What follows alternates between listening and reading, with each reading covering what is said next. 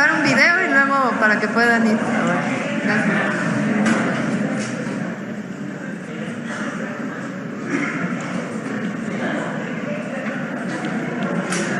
Bueno, pues así concluye esta conferencia de prensa mañanera en la que afortunadamente pudimos participar como sin censura y vemos a la doctora Claudia Sheinbaum despedirse y darle un descansito a los compañeros corresponsales. Yo le advierto que mañana nosotros no nos tomaremos el descansito y aunque sea el Día de Todos los Santos, de los Santos Niños, 1 de noviembre, vamos a estar con muchísimo gusto listos para llevarle toda la noticia desde muy temprano y hasta muy tarde. Así que aquí lo vemos mañana de todos modos, pero fíjese, la presidenta Claudia Sheinbaum le dijo al periodista y director de Sin Censura, Vicente Serrano, que está tranquila ante la amenaza que emitió el peón precisamente del Junior Tóxico, Claudio X González, el exministro José Ramón Cosío, en los espacios de Azucena Oresti, ya está más de salir Chayucena Oresti, así es como le dicen, de Azucena Oresti, ahí en la Cueva de los Malandros, Radio Fórmula,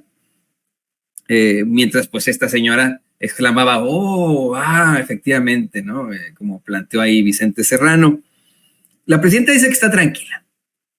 Esto ante el riesgo de que los 8 ministros del facherío tiren la reforma judicial y busquen impugnarla, busquen quitarla del cargo y además procesarla, que es lo que advertía ayer este tipejo, Cosío.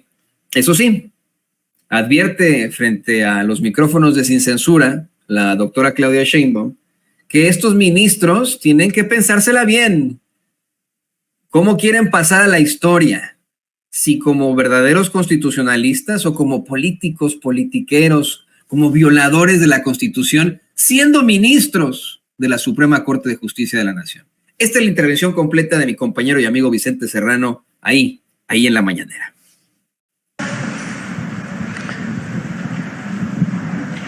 Buenos días, presidenta. Buenos días. Me da mucho gusto saludarla. Si me permite plantear esto que ocurrió ayer y que parece aberrante a todas luces, que un peón, si me permite esa expresión, del Junior Tóxico en Radio Nacional haya hablado abiertamente ya de un golpe de Estado.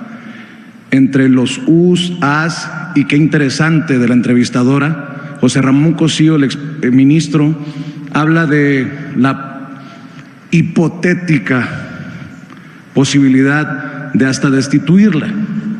Y entendiendo lo que ha pasado en Brasil, lo que está pasando en Colombia, permítame pedirle su opinión y el mensaje para el Tigre.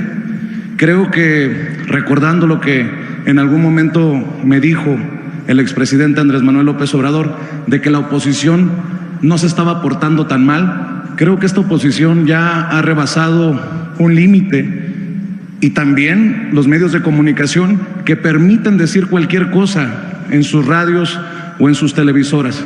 Para iniciar, presidenta, por favor. Sí, Raúl, ¿por qué no platicas sobre lo que se votó ayer en la Cámara de Diputados y que se había votado en la Cámara de Senadores, para que todas y todos comprendan de qué se trata, porque parece que es algo fuera de lo común, que es algo terrible? Entonces, para que un abogado reconocido nos pueda explicar a todas y a todos. Adelante, Raúl.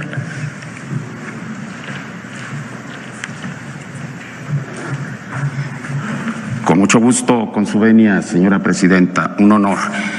Buenos días a todos, todas quienes están presentes en esta mañanera. Habría que decir muy rápidamente que el tema tiene que ver con una cuestión que está causando mucha confusión, mucho ruido mediático y se presta a distorsiones de carácter ideológico. Y esta noción fundamental del derecho constitucional se llama supremacía constitucional. ¿Qué es la supremacía constitucional? Habrá que decir, en palabras llanas, que es una categoría jurídica de carácter superior, que tiene carta de naturalización, que tiene hondas raíces tanto en la teoría, en la doctrina jurídica, en la interpretación judicial y en nuestro artículo 133 constitucional. ¿Qué quiere decir supremacía constitucional? Quiere decir que la Constitución, la Carta Magna, es el texto fundante del orden jurídico mexicano, federal, estatal y municipal. La Constitución tiene supremacía porque justamente impera absolutamente y está por encima de todas las disposiciones constitutivas de la pirámide normativa del derecho nacional. Ahora bien, la Constitución no puede ser una Carta Magna inerte, impávida, absolutamente desertora de los procesos constitutivos de la dinámica social. Tiene que seguir esa dinámica social, es decir, debe admitir la posibilidad de reformas o adiciones que permitan hacer el ejercicio de adecuación, alineamiento con los procesos sociales y sobre todo con las demandas imperativas de las mayorías populares del país. Y esta idea de que la Constitución tiene supremacía, pero que debe admitir un mecanismo de reformas o adiciones, fue sabiamente prevista por el histórico, el grandioso, el maravilloso Constituyente de Querétaro de 1917. Y a ese respecto, nos dejó el instrumento y el procedimiento para llevar a cabo esa adecuación del texto constitucional a los cambios sociales, a los imperativos que demandan fundamentalmente las mayorías populares de nuestro país. Y así fue como en el artículo 135 de nuestra Carta Magna, que no ha sufrido modificación alguna desde su promulgación el 5 de febrero de 1917, se consagran el órgano y el procedimiento para llevar a cabo reformas o adiciones a la Carta Magna. El órgano, bien lo sabemos, es el llamado Constituyente Permanente, es decir, el poder reformador de la Constitución. Y el procedimiento previsto ahí mismo en el artículo de referencia 135 es el procedimiento complejo que vincula, que conecta y articula al Congreso de la Unión a través de mayorías calificadas y a las legislaturas de los estados mediante la conjugación de la mayoría simple. Ya una vez que las reformas o adiciones se han producido y se ha hecho su publicación oficial a través del Diario Oficial de la Federación, estas pasan a formar parte íntegra, inescindible, inseparable del texto constitucional. Y eso justamente ha ocurrido y está ocurriendo con las reformas constitucionales promovidas por el gobierno de nuestra Cuarta Transformación. Y eso, sin duda alguna, va a ocurrir con la reforma trascendental a los artículos 105 y 107 constitucional. Cuando ello ocurra, que será en un breve lapso, en virtud de que el poder reformador de la Constitución está en la etapa final, es decir, en la aprobación por la mayoría de las legislaturas estatales, habrá de ocurrir en las próximas horas.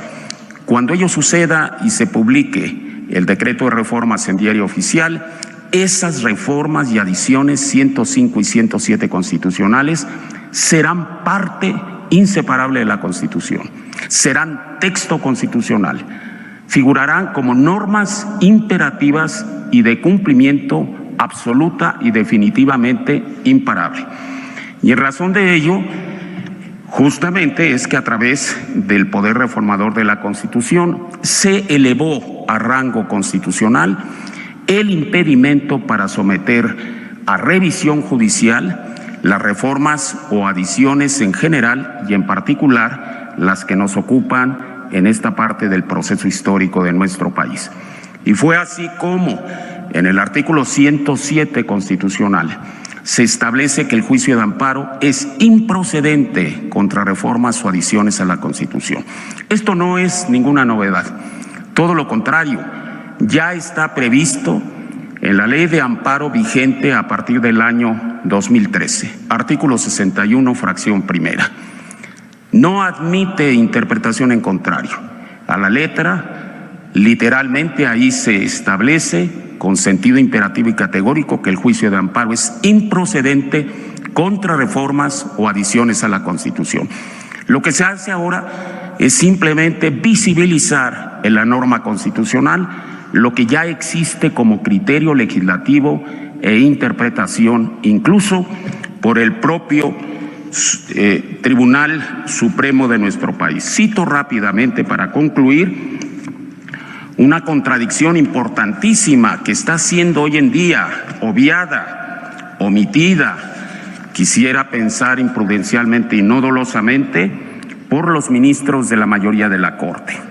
La contradicción de tesis 105-2021 de la segunda sala de la Suprema Corte de Justicia de la Nación dice categóricamente, leo, el poder reformador, sus actos no se encuentran sujetos a ninguno de los mecanismos de control jurisdiccional previstos en la Constitución General o en alguna otra ley secundaria. Lo que hace esta reforma es elevar a rango constitucional, reconocer en la Carta Magna lo que ya existe como realidad jurídica y como obligación a seguir por parte de los tribunales. Y lo dispuesto en el 107 se replica, se traslada, se homologa al 105 en relación a las controversias y acciones de inconstitucionalidad. El principio que aplica a estos medios del derecho procesal constitucional es exactamente el mismo e igualmente válido. Los actos del poder reformador son actos soberanos y, como lo ha dicho la propia Corte en esta jurisprudencia por contradicción de tesis del 2021, no son susceptibles de impugnación alguna. Es cuanto, señora presidenta. Presidenta, lamento la descortesía. Me presento Vicente Serrano, conductor de Sin Censura TV, para que luego no vayan a decir que uno tira la piedra y esconde la mano. Su opinión acerca de esto que dijo José Ramón Cosío en el programa de Azucena Oresti en Radio Fórmula, porque habla de que si los ministros, que ya presentaron su renuncia, además 8, deciden que usted, echan atrás la reforma judicial y usted es considerada en desacato, sin necesidad de quitarle el fuero podrían destituirla. Y nada más hago referencia a lo que ha pasado hacia el sur, Presidenta, porque el estratega de la victoria de Bolsonaro en algún foro ya estuvo reunido con Cosío bajo la sombrilla de Mexicanos contra la Corrupción y la Impunidad, y pues sería muy inocente no entender las relaciones conservadoras, Presidenta. Sí. Primero, han estado la oposición planteando este tema de la supremacía constitucional como si fuera algo novedoso o fuera algo malo. Todos los que estudiamos, aunque no hayamos estudiado derecho, sabemos que la Constitución es la ley máxima, la que establece a partir de ahí todas las normas secundarias.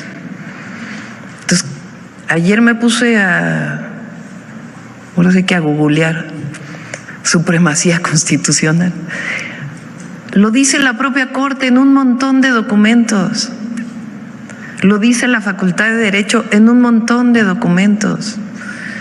Los invito a que hagan lo mismo,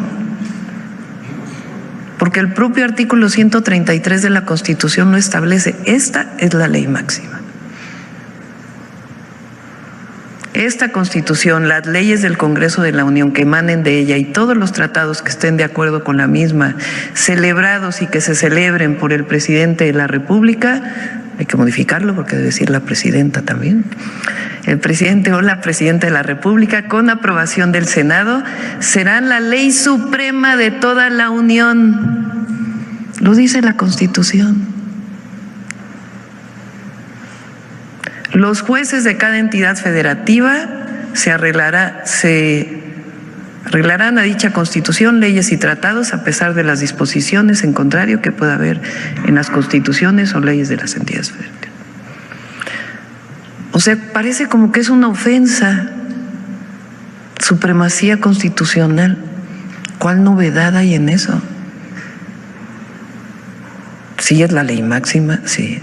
¿Es la Carta Magna? Sí. ¿Cómo se modifica la Carta Magna? Con el 135. Entonces, no se está violando, no se está... Es republicano lo que estamos haciendo. Está dentro de la Constitución. Forma parte de nuestro Estado de Derecho. Eso es lo primero, porque ahora parece, incluso lo comillan, la supremacía constitucional. Lo segundo, ayer me enteré por la participación de la ministra Sánchez Cordero en el Congreso, por cierto la felicito, una excelente participación, que este punto, el 61, artículo 61 de la Ley de Amparo, numeral 1, que ahora formará parte de la Constitución, lo incorporó el PRIAN en el 2013 a la Ley de Amparo. O sea, es una modificación de ellos mismos, con la que ahora están en contra. Entonces, en el 2013 era válida porque era la reforma energética que privatizaba Pemex y CFE, que le quitaba a las mexicanas y a los mexicanos sus empresas públicas. Pero ahora no, cuando se trata de que el pueblo elija a jueces, magistrados y ministros. Entonces, ¿cómo? Segundo punto. Entonces, sencillamente lo que ellos incorporaron a la Ley de Amparo hoy será parte de la Constitución.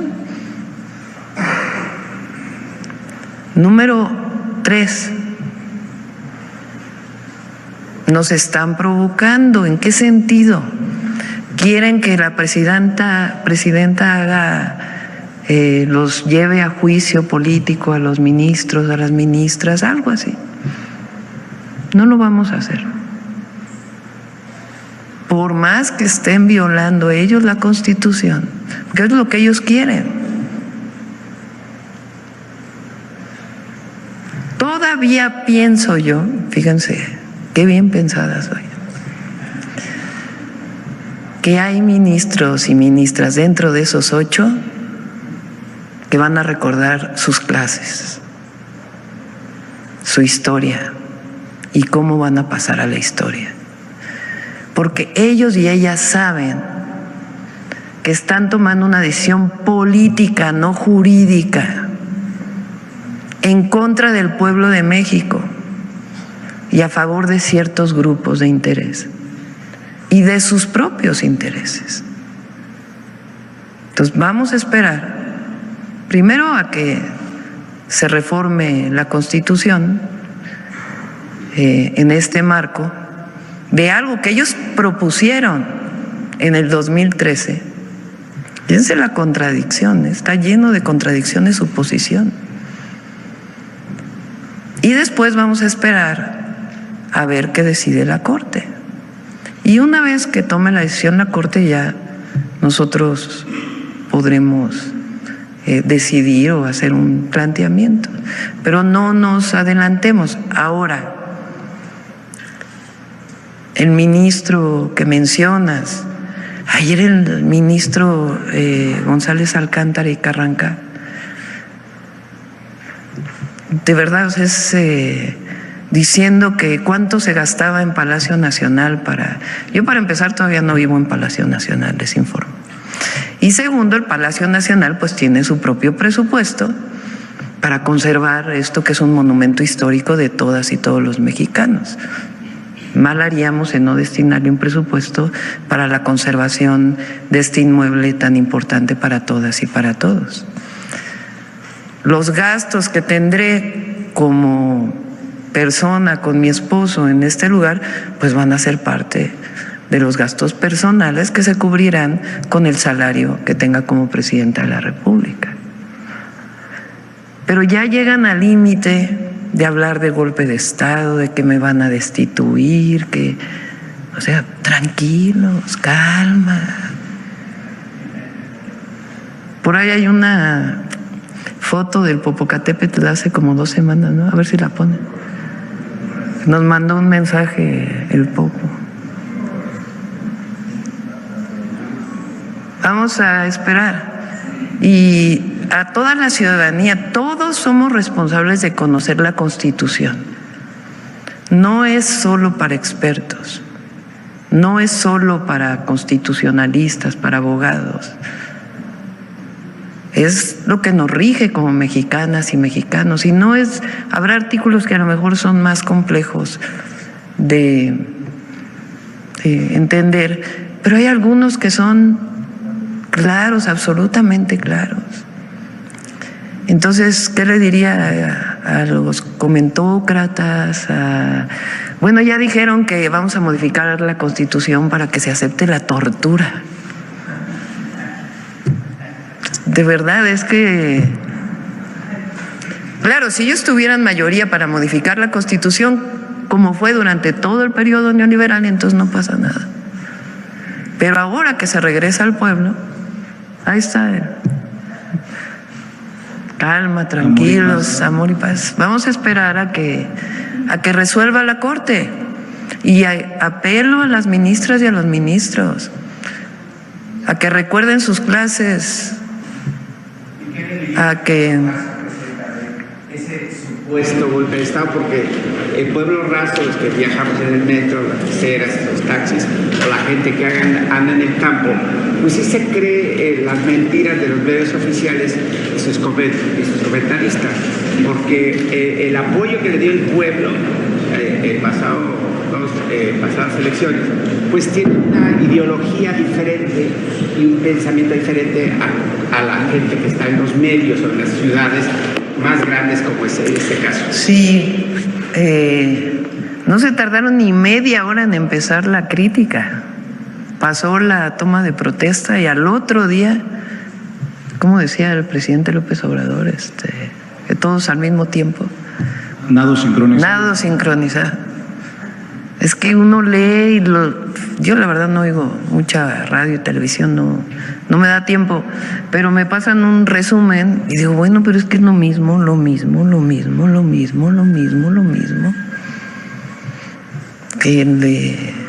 Que balanceen un poquito, ¿no? Y vamos a esperar. Y a la gente decirles, primero que a mí me eligió el pueblo de México y que 8 ministros no pueden estar por encima del pueblo. Y eso lo dice el 39 constitucional. ¿Quién es el soberano? Y segundo, esperar. No nos adelantemos. Y tercero, apelar a las ministras y ministros si todavía tienen algo de conocimientos en derecho, pues que actúen en consecuencia, porque también el proyecto del ministro Alcántara es de verdad, es un posicionamiento político, no tiene nada que ver con las leyes o con la Constitución, que también ellos juraron defender. Si me permite, 2 rápidos planteamientos, Presidenta. Se cumplen este año 200 años de la conformación del gran estado de Occidente, Sinaloa, Sonora, parte de Arizona, y el 14 de noviembre va a haber una sesión histórica en Álamos, Sonora, donde, por cierto, nació María Félix, un pueblo mágico. Ahí va a sesionar el Congreso. Hago referencia a esto porque también hay una ilusión histórica entre los pueblos hermanos del Fuerte Sinaloa y Álamos, Sonora.